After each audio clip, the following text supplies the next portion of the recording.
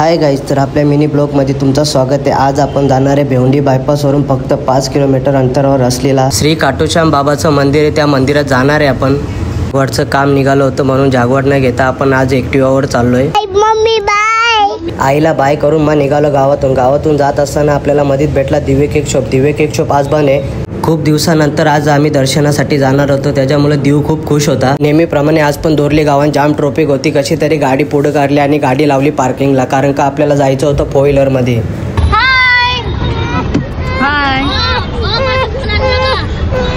बाबू रडत होता म्हणून देव जाऊन बसला मामाजवळ आणि मग लवला मथुरचा गाणी, नुसता राडा फुल धमाल। भेटला भाऊजींचा मित्र, मग त्याला बाय करून पुढे निघालो। छत्रपती शिवाजी महाराज चौक मधून निघालो पुढे। देव लागला नासाला, मग लवला स्वामींचा गाणी। मग पुढे गेलो आणि देवला भेटले त्याचे मित्र। देवला करत होतं बाय, मग देवनी पण त्यांना बाय करून आम्ही पोहोचलो CNG पंपावर।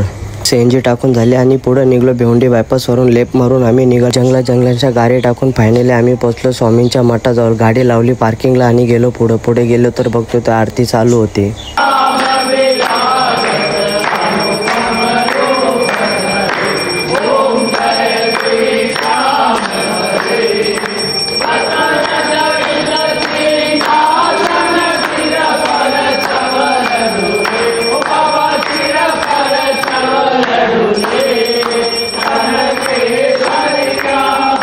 आरती चालू होती म्हणून मिनी पण करला सेल्फी व्हिडिओ।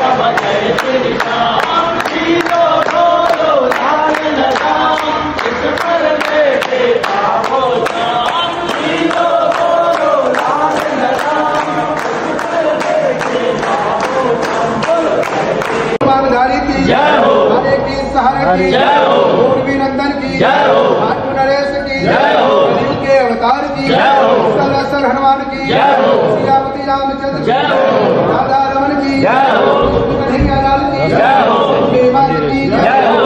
धाम की दरबार की धर्म की धर्म का प्राणियों में विश्व का कल्याण हो। सनातन धर्म की गौ माता की आनंद की